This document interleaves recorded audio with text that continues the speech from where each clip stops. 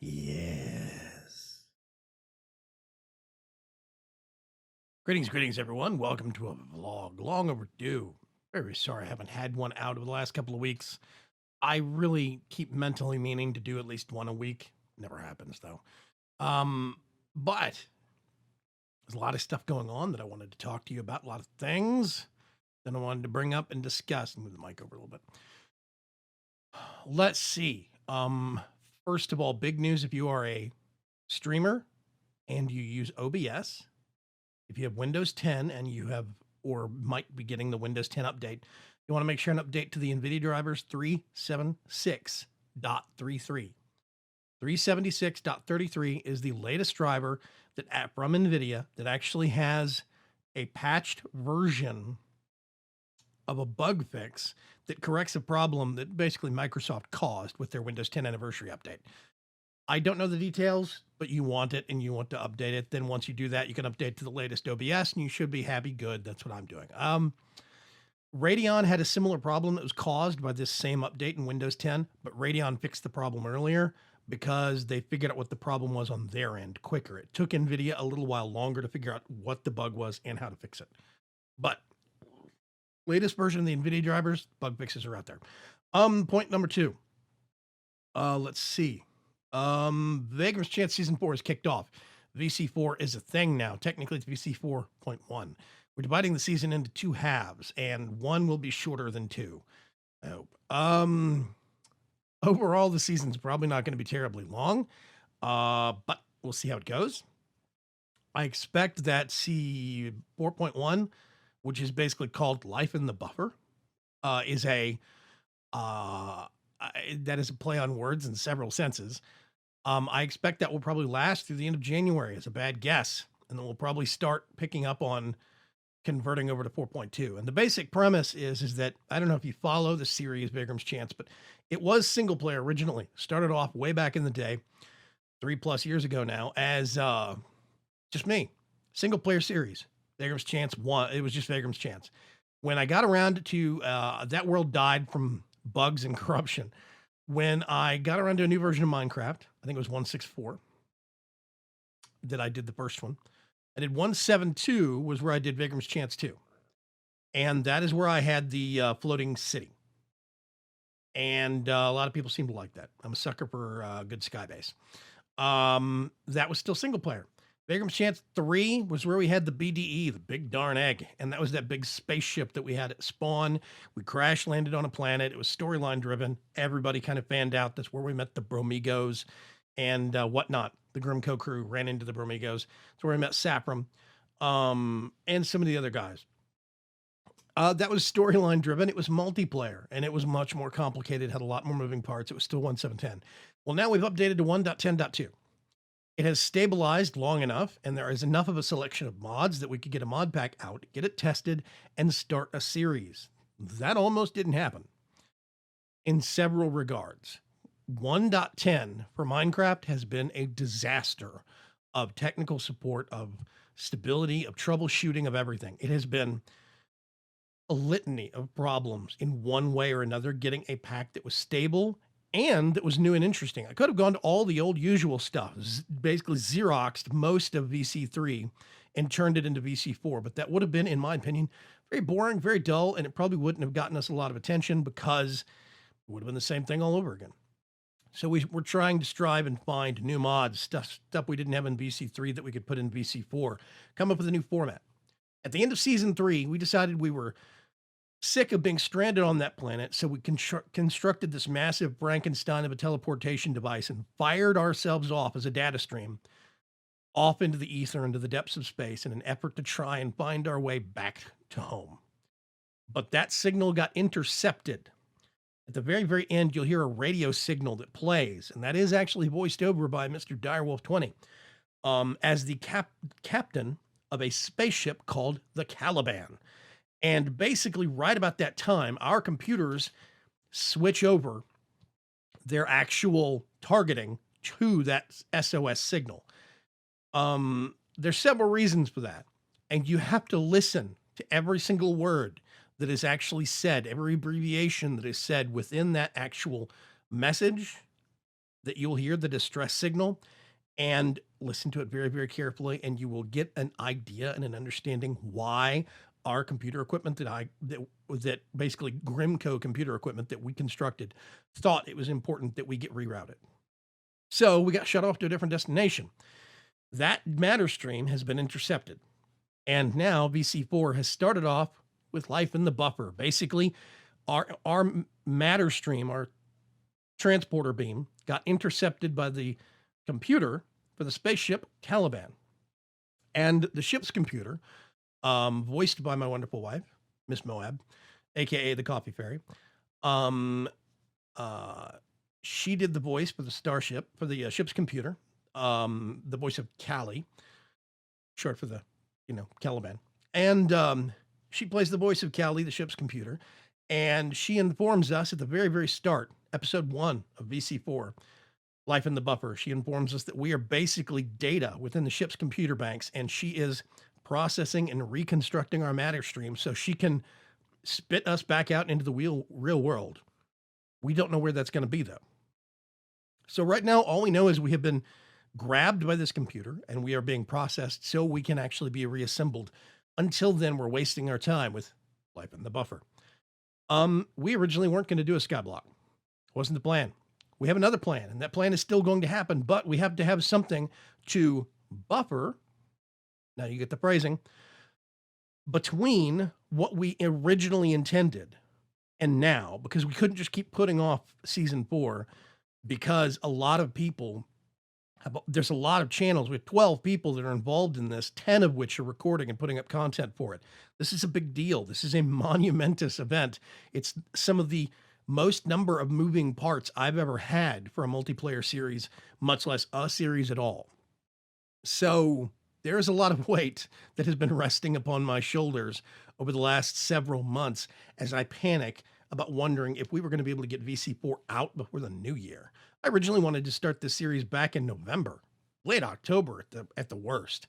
And here it is, we're midway through December and we're just barely starting it. And it's still not ready for prime time. We still have bugs. I got over anxious and I got over eager with how I wanted to do things. I dreamed too big. And we are using dimensions from RF Tools Dimensions, the mod by McJitty. And the problem is, and this is not a fault of his, this is a limitation of Minecraft and a Forge. You can't sleep in dimensions to set your spawn. He had a setting for it, but he never got around to custom coding the code for it. I asked politely, I begged politely, and he got around to doing it, and he's putting out a new version of RF Tools Dimensions that we will be able to use, so we'll be able to use a bed and set our spawn. The problem is, if you use a bed to set your spawn in a dimension, not the overworld, not a vanilla dimension, you can't pass day. All it does is set your spawn, which means you are restricted, hard restricted to the day-night cycle. Morpheus doesn't work. Sleeping bags don't work. Those don't do anything. The only dimension that you can pass the day with sleeping is the overworld. That's it. And that is a limitation, not of RF Tools Dimensions, but a limitation of Minecraft itself. I didn't understand that, and I made plans that have completely been kind of scattered because of that. We have tons of mods that still have tons of little niggling bugs that add up. For instance, we're using, because we decided to skyblock things, we picked a mod called Ex Nihilo Omnia. There's another one called Ascendio that I didn't know existed, but Ex Nihilo Omnia was the one we chose, and it's got bugs with its barrels. If you put a barrel down to like catch water or to compost things, you'll never be able to move that barrel again. You have to either put lava in it to burn it, or set it on fire, or you have to move it with a moving wand. But once you pick it up with the moving wand, you basically just need to throw away the moving wand. Or you can go to creative and break it. But you cannot break it in survival. You cannot break it normally, which means these things are the plague of my current test server. Mechanism has got so many bugs in it, and Aiden C. Brady is trying to find the time to fix them, but he is so limited on time. He gets out one update every few weeks. And it used to be recent history, he was getting out an update every day or two. Now it's an update every few weeks, maybe once or twice a month, tops. That's it. And we still have a lot of bugs in Mechanism. And Big part of me kind of regrets maybe we shouldn't have included it. Maybe we should have gone a different direction. But we've got it in the pack. The pack's live. I'm sticking to it now. We have problems with, oh gosh, what else? There's a long list of bugs. Long list. So periodically in Life in the Buffer, you're going to see somebody that is going to use the bed to set their spawn or go up to the bed as if they were going to sleep. And then they'll just do right/time set 0, which basically will make it dawn. They are pretending to sleep and then cycling the night because they have access to the bed. We have Morpheus on the server. They would be able to do that anyway. The trouble is that I'm not sure those time set commands actually work in a dimension. I think that's only overworld. I think that is a vanilla mechanic. I don't think it takes into account the dimension you're currently in. So I don't even know if that's going to work, but that was our current plan. We can't make witch water without corrupting the server or crashing the server, potentially corrupting it, but definitely crashing it. So we had to, but that's making it. We can use it. We just can't make it. So we had to put a basically a supplied tank in the overworld that was being supplied from a creative source with witch water. We put it into an ender tank and set a specific color code to it. And we had to put one of those ender tanks in every single starting island, all 4 starting islands. So everybody has a source of witch water they can use, but they just can't, make it. So there's a lot of little things like this that we have had hard limitations on. I made a world in single player creative in expectation that I could copy it into an existing void dimension, but the RF Tools void dimension did not want to do that. It kept overwriting with its own data. So basically I had to really trick it in order to get an existing world and upload it into an RF Tools void dimension. Once I finally did that though, once we got to that point, then we finally got to the point of having the world that I created for Skyblock and then realizing all the blocks had been swapped with something else. So like all of the anti-block green blocks were now, a specific color of wool, or they were, stained glass or something. So we had to basically get a swapping wand and completely rebuild everything. Not rebuild it. We had to reswap it back to what it originally looked like. But I had to get a build team to step on at the last minute and help me fix the problem. And it has been a parade of issues, things that have prevented us from almost not getting there. So yeah, I am very happy that VC4 is out, but now that 4.1 is live, we have a lot of people asking us, well, you're sky blocking it, yawn. When is the real Vaygrim's Chance going to start? First of all, Vaygrim's Chance is not specifically, that's a misnomer. Vaygrim's Chance is a concept. It's not a specific execution.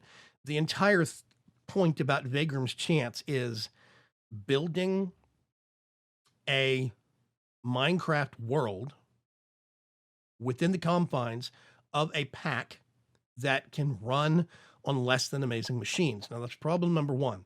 Minecraft 1.10.2 has garbage performance. When they overhauled everything in 1.8 and then again in 1.9, they made things a lot worse than they already are. So I have to use 4 to 5 gigs of RAM just to get the pack running smooth.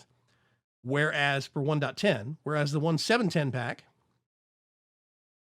for VC3, I could do 2.5 to 3 gigs of RAM on that, and it would run circles performance-wise around the VC4 pack.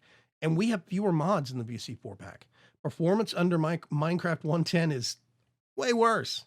Way worse. It is a memory hog now. There's so many things that it's just not very efficient on CPU-wise, and it's less efficient now than it was before, and it was already pretty inefficient at things. So performance on Minecraft has gotten worse. And I don't care what anybody else says. This is direct firsthand knowledge of all of this experimentation and all of this actual performance testing. It's not great. No bueno. And we are struggling against that constantly. So I'm trying to make a pack that is good for people with less than amazing machines that will run on potatoes. And it is a hard fight to get that to actually happen. But Vaygrim's Chance is not a specific thing. It is a spirit. It is a concept. It is a greater, broad idea. When VC3 happened, that idea got opened up and shared with a larger group of people. That idea has now metamorphosized again. It has evolved another step into something even more than what it originally was. There is still some underpinning rules and ideas and concepts, but when it comes down to it, it is an evolution, it is a process.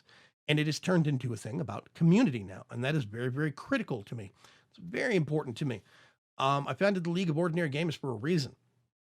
It wasn't on a whim. It wasn't so I could herd together a group of people that I could make into my yes men or my, so I could have a place to show off my fans and my viewers. That's not the point of the League of Ordinary Gamers. The League of Ordinary Gamers is to find like-minded individuals, people that don't mind playing a game on easy mode. Or if they play it on hard mode, they're not going to tease somebody else who's playing it on easy just because they want to do the story, want to see the storyline in a particular game. We are about being adults, being mutually respectful towards one another. And that is the entire driving reason behind the League of Ordinary Gamers, a group of people, like-minded gamers, that will support and respect other like-minded gamers. That's it. So the track for Vaygrim's Chance and the driving concept behind it has evolved to follow that. And Life in the Buffer is a symbol of that. It is an example of that. I am sorry if you're not fabulous on Skyblocks. We're not going to be doing it for 6 months. We did not plan on running Vaygrim's Chance 4 for very long anyway, because season 3, I ran season 2 of Vaygrim's Chance for 150 episodes. 150, and I stopped it early. I could have kept going. I could have piddled around in that for as long as I want to do in that series. But I decided to call it an end because the longer a series runs, the fewer viewers you get, the less likely people are to want to sit down at the start of a series and say, I'm going to watch this from episode 1 all the way up to current. People kind of like to be able to drop in on the middle of things. So the longer a series goes, the fewer views you get, the fewer viewership you get, and the fewer people get invested in the series. So I can't do a 150 episode series anymore, especially now that it's multiplayer. I can't even do 100. We stopped at 86 on season 3 because we were starting to run across stability issues with a couple of bad mods we had in the pack. In 110, I don't know how many episodes we're going to run. Right now, we're not doing an episode count. If you notice, a lot of people are doing it week 1, part 1, week 1, part 2. Then they'll do week 2, part 2. How many weeks will it go? Only Callie knows. But she'll keep us informed. She'll keep us in on the loop on things. And as of right now, I expect we're going to go for at least a month, maybe 2. I'm projecting end of January. We'll start thinking about seeing what's going to actually happen and where we'll progress from there. If you still don't like the concept behind Life in the Buffer, sorry, can't help you. This might be a point where I have evolved beyond your accepted tastes, and you might just not be interested in me anymore. And I do apologize for that, but life is evolution, life is change. So is Minecraft. So yeah. But Life in the Buffer is out there now. I can actually start talking about it now. I can start talking about some of the big plans. There is, if Callie is the ship's computer, that means there's a ship. If we originally had some other plans that had to get delayed in order to actually let us finish things, that means that there is something else out there, a greater, bigger build that is still being worked on. There is a Caliban. And we've been working on it for the better part of 4 months, almost 5. The Caliban has existed longer than the mod pack did. And I can tell you that right now, it is 16 chunks by 27 chunks, and it's not done. Can't give out any other information. Can't give you any description, any shapes, any sizes, number of rooms, number of bathrooms, how many front porches it's got, nothing. Does it have a front porch? I don't know. Maybe. There's a group of builders that I have working on it. Like Dragon Racer 76, he's been doing most of the work, so much of the work. Aerodynamic Tribal. Super Dave is helping. And some other people are starting to step up now that they've freed up some time in their schedule because real life takes precedence. But if we are currently existing as digital information within the ship's computer for the Caliban, that means that Cali is the ship's computer of a ship. That means there is a Caliban. That means that there is something greater outside the system that we will eventually go to. And I'm hoping that the lure of that tease is enough to keep people hooked and keep people interested, even though they might not be big on Skyblock. And don't forget, there's going to be group efforts within the Skyblock. It's not just about Skyblocking it. It's about the conversation. It's about the fun. It's about the camaraderie that happens and the storyline that we tell and uncover during that process. Keep it in mind. I'm going to cut things off here. I've been rambling long enough. We're going on for about 20 minutes. Let's see. Real quick before I go, I've been watching the sci-fi series Helix on Netflix. Really good series. They just dropped season 2 on Netflix. I'm probably like a year behind, but I cut the cable, so everything I watch is either streamed or the like. I've been watching that show. Really good, really interesting show.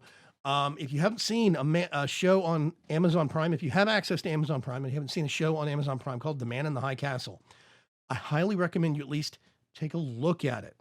Season 2 of Man in the High Castle drops tomorrow, and I cannot wait for that show to show up. I've got the Grand Tour. I was a big Top Gear fan, but there's certain parts of the personalities in Top Gear, certain aspects of them that I really wasn't big fans of. Basically, the Grand Tour is all of the best aspects of Top Gear with a little bit less casual racism thrown in. A little bit less. And it's a really good show. I really do like the Grand Tour. It's been fun. It's been funny. And I have been watching it every Friday that they put a new episode out. I have also been keeping up with the DC television, DC Comics television, Supergirl, the Arrow, Flash, and Legends of Tomorrow. That's been awesome. I've been really enjoying things. Been watching Marvel's Agents of S.H.I.E.L.D. I thought I was going to be checking out this season because last season sucked. I'm sick of people that are constantly the underdogs, and then they're more underdogs, and then they're underdogged again, and they never catch a break, and they're always depressed. I don't want to watch a show like that. If I wanted to watch something like that, it's called real life. I want a distraction. I want fun. And this season's actually been good for Agents of S.H.I.E.L.D., which I'm glad they kind of picked the nose up on it and turned it around because it was really going into a nosedive bad. It was spiraling last season, in my opinion. Let's see. That's about it. I'm going to cut things off here. I'll catch you folks later. There will be more live vlogs over the course of the next week or so as more things develop. I've got more behind the scenes and more stories and more whatnot in regards to VC4, both Life in the Buffer and Shipbound, the second half. But I'll go into them later. Have a great week. Have a great weekend. Bye-bye.